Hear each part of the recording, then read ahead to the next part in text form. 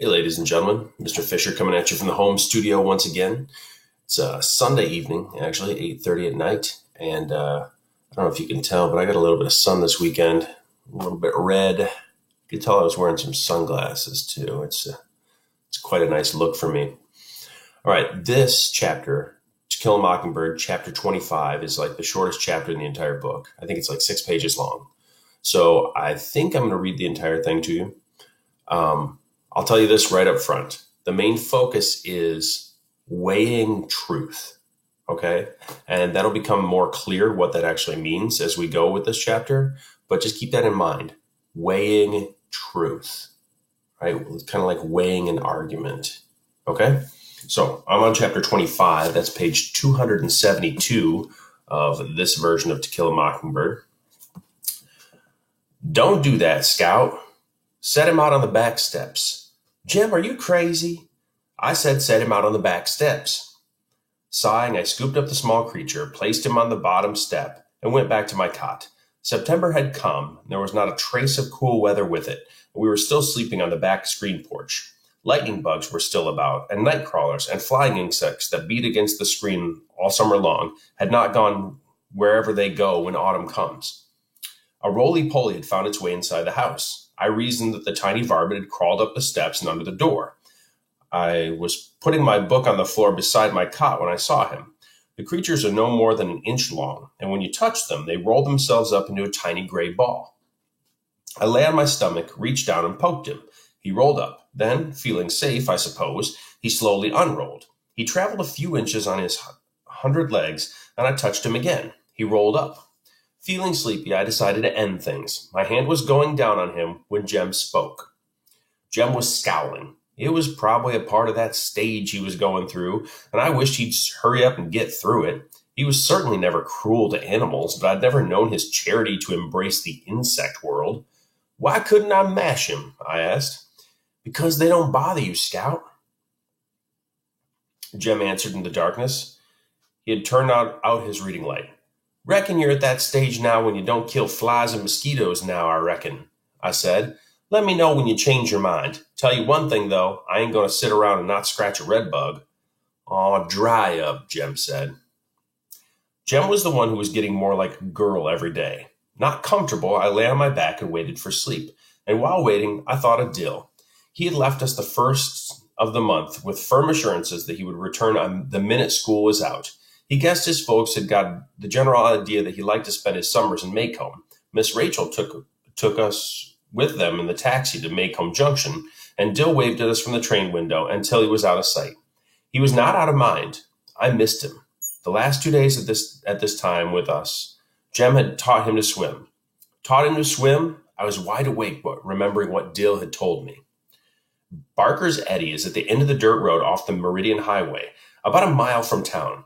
It's easy to catch a ride down the highway on a cotton wagon or from a passing motorist, and the short walk to the creek is easy. But the prospect of walking all the way back home at dusk when traffic is light is tiresome, and swimmers are careful not to stay too late. According to Dill, he and Jem had just come to the highway when they saw Atticus driving towards them. He looked like he was not seeing them, so they both waved. Atticus finally slowed down. When they caught up to him, he said, You better catch a ride back. I won't be going home for a while. Calpurnia was in the back seat. Jem protested, then pleaded, and Atticus said, All right, you can come with us if you stay in the car. On the way to Tom Robinson's, Atticus told them what had happened. Okay, so I just want you to keep in mind right now, the very beginning of this chapter, Scout was trying to murder a bug, try to squish a bug that was innocent after she had toyed with it for a little while, and Jem told her not to because it didn't do any harm to her. That's kind of a theme that carries on throughout this chapter. Okay, so now they're on their way with Atticus and Calpurnia. Jem and Dill are riding in the car, and they're on their way to Helen Robinson's house. They turned off the highway, rode slowly by the dump, and past the Ewell residence, down the narrow lane to the Negro cabins. Dill said a crowd of black children were playing marbles in Tom's front yard. Atticus parked the car and got out. Calpurnia followed him through the front gates. Dill heard him ask one of the children, "Where's your mother?" "Sam," and heard Sam say, "She's down at Sis Stevens, Mr. Finch. Want me to run and fetch her?" Dill said Atticus looked uncertain. Then he said yes, and Sam scampered off. Go on with your games, boys, Atticus said to the children. A little girl came to the cabin door and stood looking at Atticus. Dill said her hair was a wad of tiny, stiff pigtail, each ending in a bright bow. She grinned from ear to ear and walked towards our father, but she was too small to navigate the steps. Dill said Atticus went to her, took off his hat, and offered her a finger. She grabbed it, and he eased her down the steps. Then he gave her to Calpurnia. Sam was trotting behind his mother when they came back. Helen said, "Evening, Mr. Finch. Won't you have a seat?" But she didn't say any more. Neither did Atticus. Scout said, Dill, she just fell down in the dirt. Just fell down in the dirt like a giant with a big foot just came along and stepped on her. Just oomph. Dill's fat foot hit the ground, like you'd step on an ant. Dill said Calpurnia and Atticus lifted Helen to her feet and half carried her, half walked her to the cabin. They stayed inside a long time, and Atticus came out alone. When they drove back by the dump, some of the Yules hollered at them, but Dill couldn't catch what they said. Okay, so what we don't realize here, well, what hasn't been said clearly, is that Tom Robinson is dead. He was killed, and maybe it did say that in the previous chapter, I don't remember, but he was killed trying to escape from prison. Well, from the jail. Allegedly, he was trying to escape from the jail. So they say that he just took off running and tried to climb over the fence with one arm. And although the officer didn't want to kill him, he shot him like 16 times in the back, which seems pretty suspicious. I mean, you would hope that in modern times there'd be an investigation on why you had to shoot someone several times and put them down, even though they probably weren't going to make it over the fence with their one arm and stuff. But, that's neither here nor there. But think about the comparison here. So we got Tom Robinson, who never did anything wrong to anybody, and now he's dead. And Jem, at the beginning of the chapter, told Scout that it is a sin to kill a roly-poly because it doesn't do anything to you. We also, if we go back to when we had Jem and Scout getting their guns, their BB guns, from their father, he said, you could shoot all the blue jays you want, but it's a sin to kill a mockingbird because they never do anything to anyone, which is what the book title is. So you can really start to see the tie-in of the title to the main conflict here. Tom Robinson was killed. There was no reason for it. He never did anything wrong.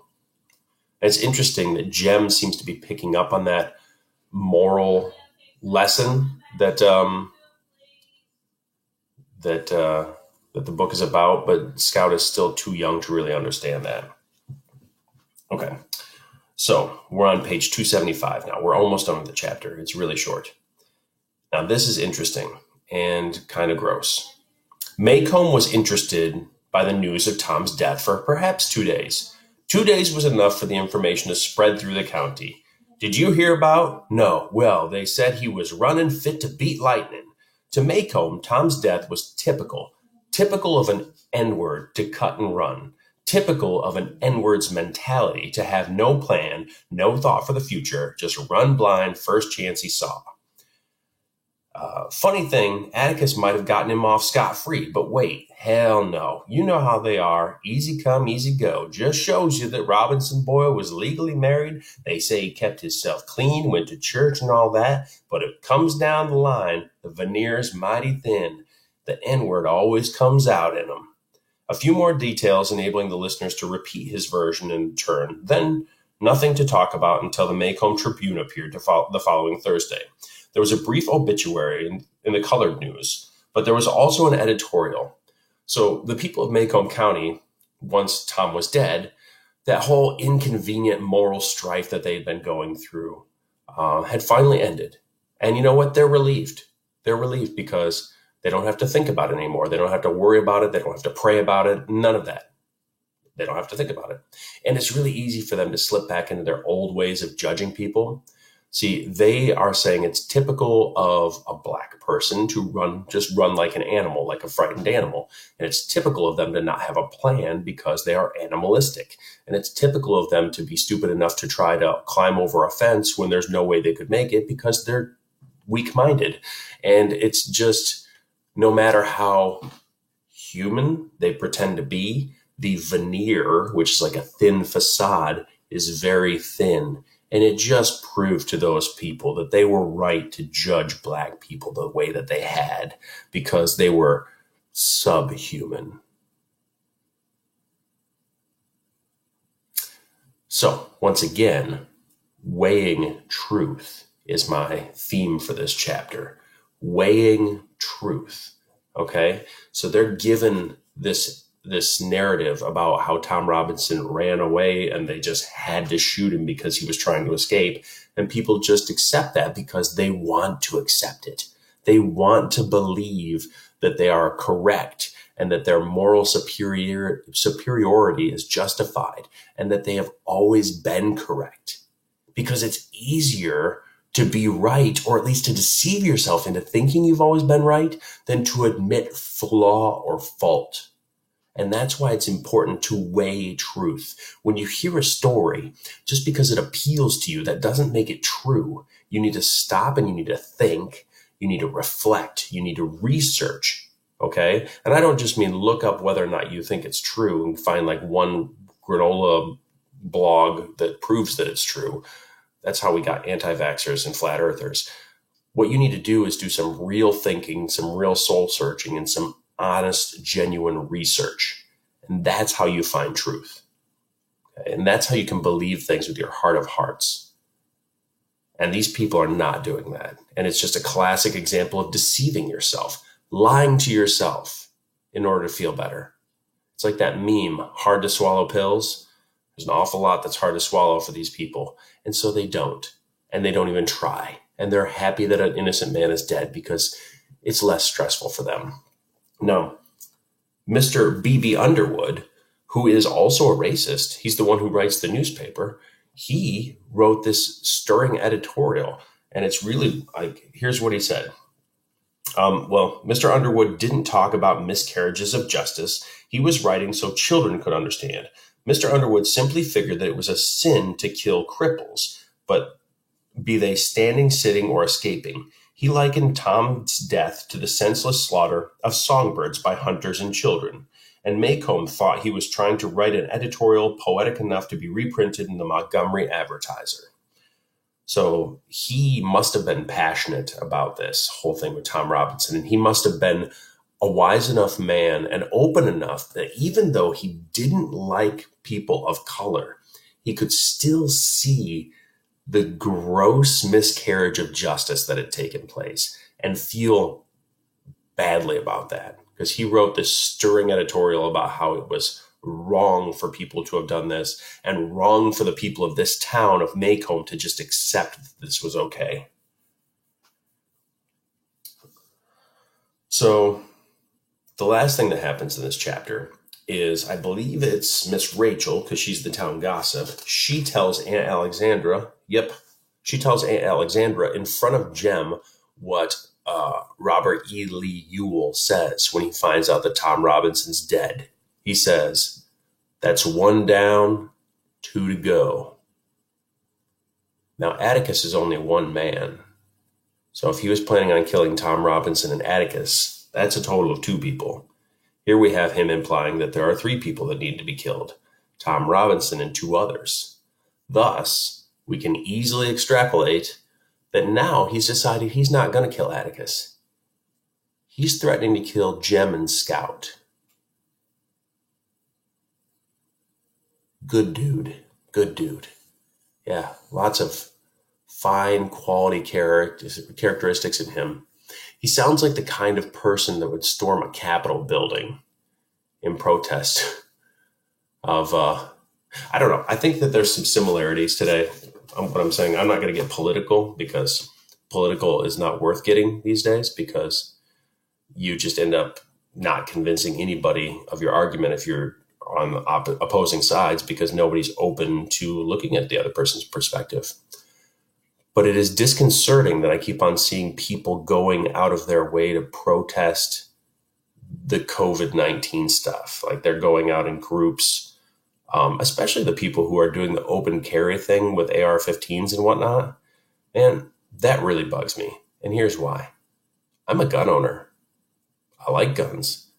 And I think people like that strap their guns on and go and protest and break into the Capitol building, I think they make us all look like terrorists. I think that it's disturbing what human beings will do when there's just a little bit of stress put on them. There's a little bit of cognitive dissonance for these people right now. We're having to look at the world and say, things are not the way they've always been. What's the right thing to do? And the right thing to do is socially distance and wear masks in public and be safe and be smart about it. But that's not the easy thing to do. So it's just like the people in Macomb. It's so much easier to take the easy path, even though it's wrong and it's stupid. Okay? You see what I'm saying. Not political grandstanding here. Not saying anything about any political parties. I'm just saying that people who go out and protest COVID-19 as if you can just drive a virus away by being angry at it, well, I think you can figure that out for yourself, whether that's a good idea or not. At any rate, I have a question for you, as I do with every chapter, but I've only got one question today. It's a short chapter, so I've only got one question. Do you think that you have ever overlooked truth in order to feel at ease? Have you ever not weighed the truth of an argument because it was difficult? Have you ever done the easy thing instead of the right thing? Have you ever done the easy thing instead of the right thing? I think that's a good way to phrase it. Have you ever done that? If so, give me an example. And feel free, again, to leave names out. We don't need anything personal here. If you've not done it yourself personally, then try to think of an example from the world. Don't steal the one that I just gave. I'm just trying to make it somewhat relevant. And maybe you don't agree with that. And that's fine. I'm not here to judge. I'm going to stay in my house and I'm not going to charge into government buildings. But it is your right as an American citizen to protest. Maybe do it without a gun in your hand, but because that makes gun owners look like crazy people, and the responsible gun owners like myself don't appreciate that. But at any rate, that's my question for you. Have you ever taken the easy way instead of the right way?